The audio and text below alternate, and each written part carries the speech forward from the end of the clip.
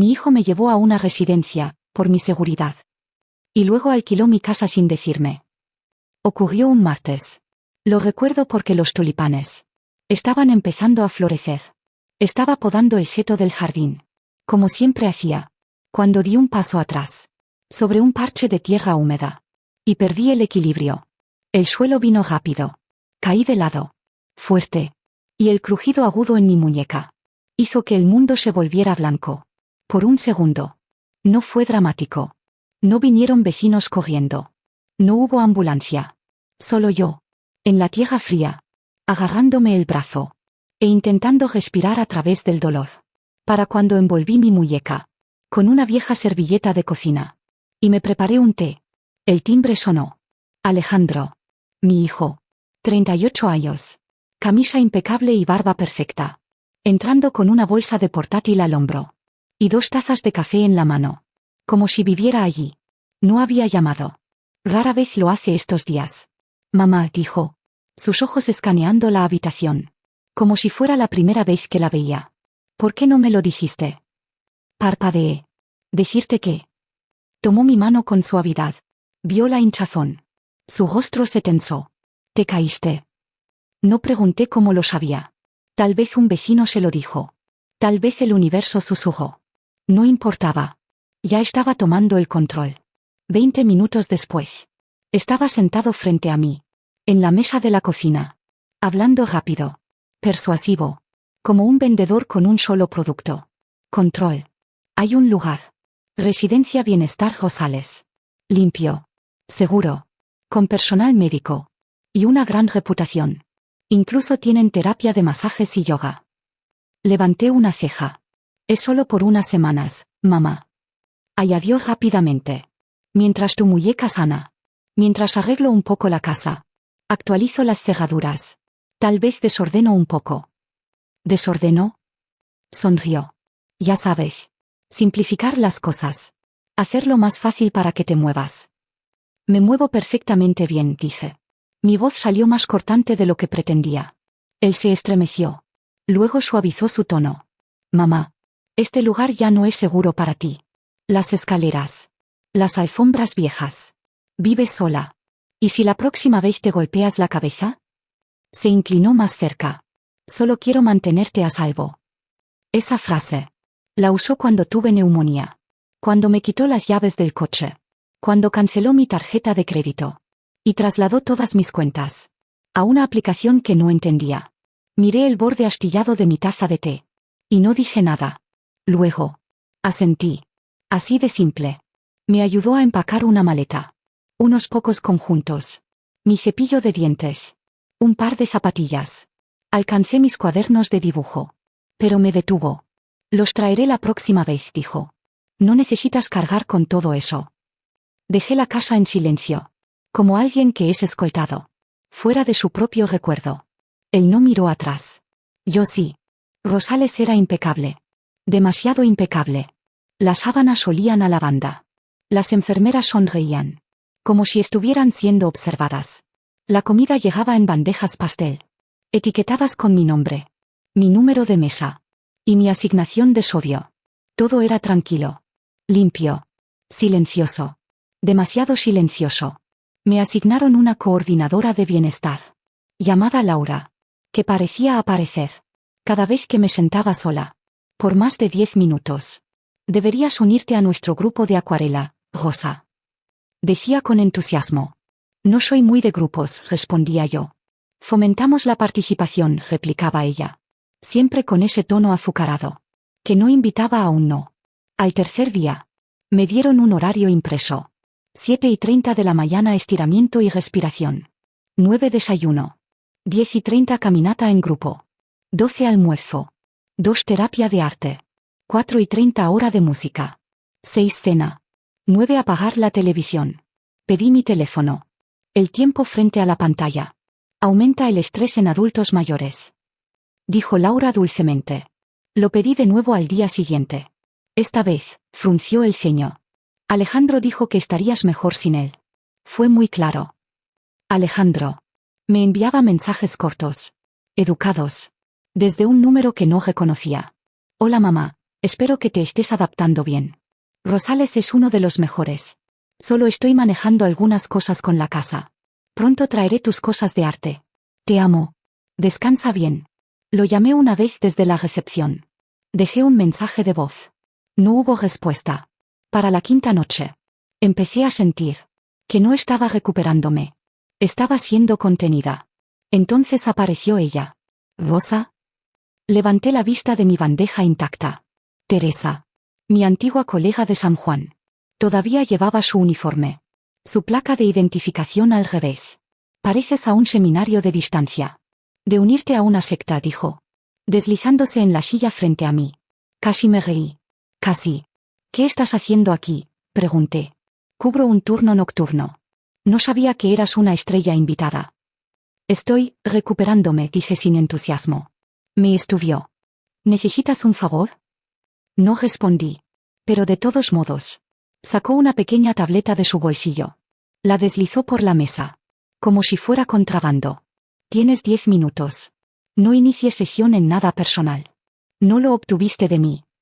Se levantó. Asintió una vez. Y se alejó. Miré la pantalla. Luego la encendí. Primero. Verifiqué el clima. Solo para ver si funcionaba. Luego abrí Google Maps. Escribí mi dirección. Pero algo estaba mal. Mi casa no aparecía como una residencia. Estaba marcada como no disponible. Sin navegación. Sin número de contacto. Sin vista de calle. Mi corazón comenzó a latir con fuerza. Cambié de navegador. Busqué de nuevo. Y allí estaba. Cabaña del artista encantó curado en el corazón de la ciudad. Mi casa. Las fotos pasaban. Alta resolución. Profesionalmente montadas. El jardín había sido podado.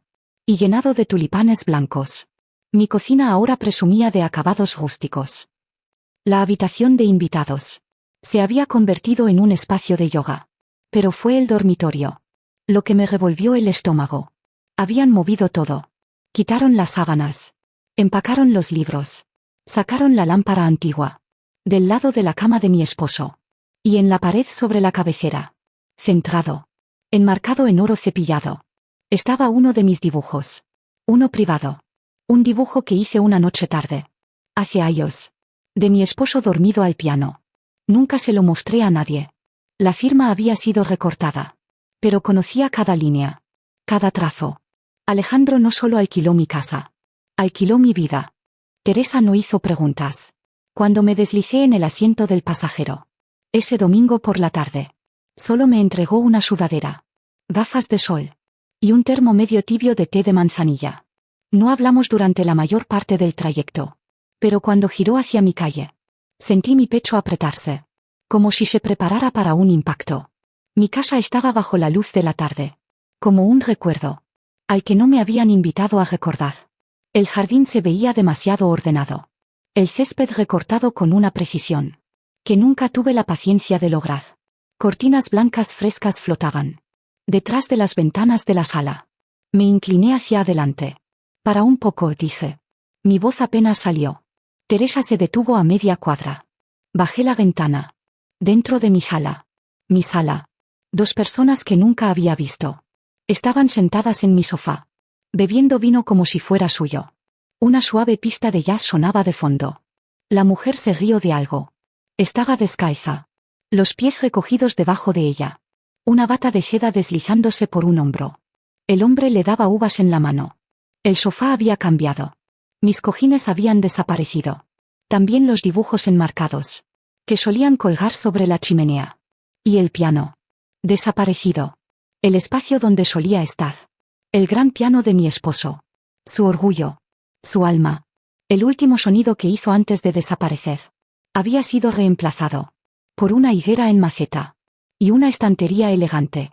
Llena de libros falsos y velas perfumadas. Mi estudio se había convertido. En un rincón de lectura. Mi carbón, desaparecido. Mi caballete, desaparecido. No me di cuenta de que estaba llorando. Hasta que Teresa se inclinó. Y me entregó un pañuelo. Vendió mi vida, susurré. Por botella. A la mañana siguiente. Llamé a Alejandro. No me molesté en fingir que estaba tranquila. Me mentiste, dije. En el momento en que contestó. Suspiró como si lo estuviera incomodando. Mamá, ¿ahora qué? Vi la casa, dije. Vi a la pareja. El vino. El anuncio. El dibujo que enmarcaste. Me dijiste que esto era temporal. Dijiste que traerías mis diarios. Silencio. Luego un encogimiento de hombros en su voz. Es solo hasta que el mercado repunte. Alquileres a corto plazo. No la estabas usando. Quitaste el piano de tu padre. Ya ni siquiera tocas. Ese no es el punto, espeté. Hizo una pausa. Luego su voz bajó. Más fría de lo que jamás la había escuchado. Estás mejor ahí dentro, mamá. Tienes gente cuidándote. Comidas. Medicinas. Todo. ¿Y si sigues presionando así? Dejó la frase en el aire. No me hagas solicitar la tutela médica. Me quedé en silencio. No porque no tuviera palabras, sino porque supe, por primera vez, que mi hijo ya no me veía como una persona. Solo un problema. Una barrera. Un activo para gestionar. La llamada terminó. Antes de que pudiera decidir si quería gritar o sollozar. En cambio, me senté en la ventana de mi pequeña habitación en Rosales. Las manos temblando. El corazón entumecido. Afuera, alguien estaba podando los setos. De la misma manera que Alejandro dijo que desordenaría mi vida. Solo ahora me di cuenta. No me había sacado para protegerme. Me había eliminado. Para hacer espacio. A la mañana siguiente, pedí un bolígrafo. Laura sonrió, asumiendo que estaba escribiendo un diario. Asentí, jugando el papel. En cambio, escribí un nombre. En la parte trasera de mi servilleta. Lucía Méndez. 15 minutos después. Convencí a Teresa de hacer la llamada.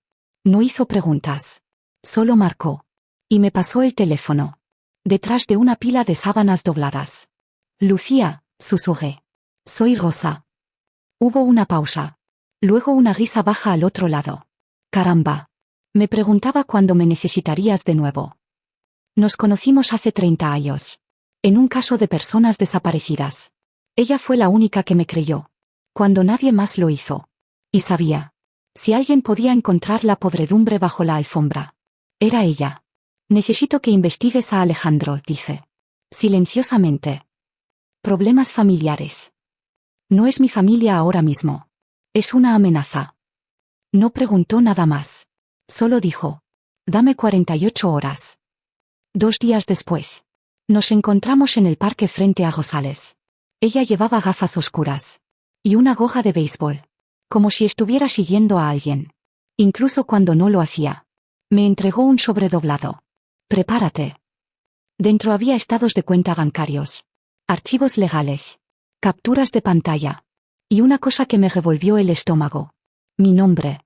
En una solicitud de préstamo comercial de 480,000 euros. Como garante. Miré la firma. Parecía la mía. Casi. Pero yo nunca firmé eso. ¿Me usó? Pregunté. Lucía no se inmutó. No solo te usó. Te enterró bajo su desastre. Y lo llamó una red de seguridad. Esa startup de criptomonedas que lanzó. Se hundió. Se llevó a varios inversores ángeles con ella. Tiene embargos en su coche. Sus tarjetas de crédito están al límite. Y sus últimos 2 cheques rebotaron. Listó tu casa como garantía secundaria. Para un préstamo personal. Que aún no ha sido liquidado. Está desesperado. Mis manos estaban frías. Todo ese discurso dulce sobre tu recuperación. Dijo. Eso fue solo humo. Te necesitaba fuera de la casa. Para hacerla alquilable. Luego usó tu nombre. Para parecer estable. No lloré. No grité. No pregunté por qué. Solo me senté allí. Y observé a un par de cuervos. Pelear por una corteza de pan en la acera. Como si nada más en el mundo existiera. Cuando finalmente hablé. Mi voz estaba tranquila. Piensa que estoy atrapada aquí. Sin poder. Se equivoca, dijo Lucía. Sí, susurré. Lo está. Esa noche. No dormí. Saqué cada formulario de ingreso. Que había firmado en Rosales. Releí cada cláusula. Cada línea. Circulé la que decía. Que la residencia es voluntaria. Y puede ser terminada por el residente en cualquier momento. Luego hice una lista. 1. Transferir el poder notarial de vuelta a mí. 2. Visitar la oficina del registro del condado. 3. Llamar a Elena. 4. Recuperar los diarios. 5. Preparar la casa. No fue la rabia lo que me movió. Fue la claridad. Alejandro no solo me traicionó. Me subestimó. Y ese sería su último error. Ni siquiera nos oyó llegar. Alejandro estaba en el patio trasero, recostado en una silla de terraza, que no estaba allí hace 6 meses, sosteniendo un vaso de algo ámbar. Y de aspecto caro. Gafas de sol. Altavoz Bluetooth. Sin una preocupación en el mundo. Hasta que vio el uniforme. Bajé primero. Lucía me siguió. Chaqueta negra impecable. Cabello recogido hacia atrás. La notaria.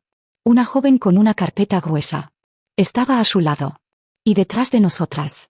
El oficial. Tranquilo. Profesional. Lo suficientemente presente. Para dejar claro que esto no era una sugerencia. Alejandro se levantó. ¿Mamá? Se rió. ¿Qué es esto? No respondí. Caminé directamente al porche. Y abrí la puerta principal. Con mi llave original. Todavía funcionaba. Eso solo me hizo sonreír. Dentro. El aire estaba cargado. Con el perfume de alguien más. La pareja de antes. Acababa de terminar el desayuno. Sus platos aún estaban en mi mesa. Me miraron. Confundidos. Me giré hacia el oficial. Por favor, escolte a estas personas fuera de la propiedad. Su contrato de alquiler fue ejecutado de manera fraudulenta. Alejandro estaba gritando. Antes de que el segundo plato llegara al fregadero. No puedes hacer esto. Ellos pagaron. Esto es ilegal. No, dije. Entregándole a la notaria un conjunto de documentos firmados. Lo que es ilegal es arrendar una propiedad que no posees, usando un poder notarial falsificado, y listar a tu madre como garante, en un préstamo que nunca firmó. Me giré hacia los inquilinos, suavizando mi voz. Lamento las molestias. No están en problemas. Solo han sido engañados. Se fueron rápido. Yo también lo habría hecho. Alejandro me siguió al vestíbulo, respirando pesadamente. Estás confundida, mamá. No estás bien. Estabas en recuperación. Saqué la carpeta de mi bolso. Y la dejé caer sobre la mesa del pasillo. Registros médicos, dije. Competencia cognitiva completa. Ya presenté la solicitud. Para revocar cada documento que presentaste en mi nombre. Intentó alcanzar la carpeta. Lucía bloqueó su mano. Saqué mi teléfono. Presioné reproducir. Su voz resonó. Alta y clara. Ya no está del todo ahí. Honestamente. No creo que debería tomar decisiones por sí misma.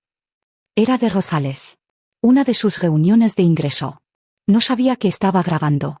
Alejandro palideció. Lo miré a los ojos. Deberías haber recordado. Solía dibujar criminales para ganarme la vida. Lo noto todo. Abrió la boca. La cerró de nuevo. Nunca fui tu plan de respaldo, dije. No tu banco. No tu carga. Y ciertamente no tu estrategia de salida. Se quedó allí, atónito, mientras cambiaban las cerraduras. Y el oficial le entregaba una copia de la orden judicial. Todos los derechos revocados. Sin acceso. Sin apelación. Al atardecer. Se había ido. La casa era mía de nuevo. Pero yo no era la misma mujer que la había dejado. Ya no. Comenzó con el panel que crujía en el estudio. No lo había notado antes. Ni cuando vivía aquí por última vez. Ni siquiera cuando empacé para Rosales. Pero algo se sentía mal. Los libros en el segundo estante no estaban en el orden correcto. No como los dejé. Y entonces recordé. Una tarde lluviosa. Hace décadas. Mi esposo, Tomás, estaba de pie en esta misma habitación, golpeando la pared y diciendo: un día, si las cosas se complican, mira detrás del dibujo de la curva del río. Me reí, pensando que era una broma. Siempre romantizaba el peligro. Pero ahora, no me estaba riendo. Me estiré. Y cuidadosamente quité el marco. Detrás. Nada. Solo yeso. Pero cuando presioné a lo largo del borde izquierdo, algo hizo clic. Un panel se movió. Y detrás de él, una caja fuerte ignífuga negra.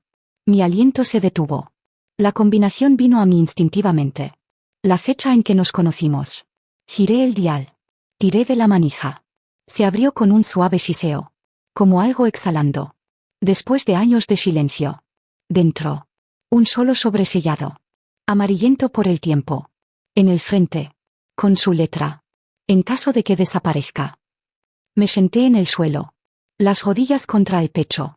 Y lo abrí con dedos temblorosos. La primera página era una carta. Una confesión. Tomás no había desaparecido. Se había ido. A propósito. No por mí. No porque no me amara. Sino porque alguien lo estaba vigilando. Un hombre llamado Elías Vargas. Un financiero. Un arreglador. Un depredador con conexiones poderosas. Tomás había descubierto algo. En su trabajo de contratos. Algo que vinculaba a Elías. Con lavado de dinero. Inversiones en armas. Y cuentas offshore. Usadas para borrar a las personas. Que se interponían en su camino. Y Tomás. Con todo su idealismo. Intentó denunciarlo. Lo advirtieron una vez. Luego dos. La tercera vez. Desapareció. Por elección. Para protegerme. Adjuntos estaban los documentos. Registros financieros. Cuentas offshore. Que Tomás había movido a mi nombre. Pólizas de seguro nunca presentadas. Toda una identidad. Que había creado. Para asegurarse de que, si algo le pasaba, no me quedara con nada. Seguí hojeando. Entonces lo vi. Un nombre garabateado. Al final de una lista. Elías Vargas. Seguido de, cuidado con él. Siempre encuentra nuevas caras para usar. Me congelé. Porque ese nombre. Lo había visto. Enterrado en la verificación de antecedentes. Que Lucía me dio. En el perfil de inversores. De la startup de criptomonedas de Alejandro. El primer inversor de Alejandro. Y así. Los puntos se conectaron. Mi hijo. Ciego. Desesperado. Arrogante. Había, sin saberlo, hecho un trato. Con el mismo hombre. Que una vez llevó a mi esposo a las sombras. Un hombre que destruía. Todo lo que tocaba. Y ahora había tocado a Alejandro. Dejé la carta. Mi mente girando. El corazón extrañamente tranquilo. No solo estaba reclamando mi hogar. Estaba parada en las cenizas. De una guerra secreta. De la que ni siquiera sabía que formaba parte. Pero esta vez. No iba a correr. No hice un anuncio. No organicé una fiesta. Ni di un último paseo por las habitaciones. Solo vendí la casa.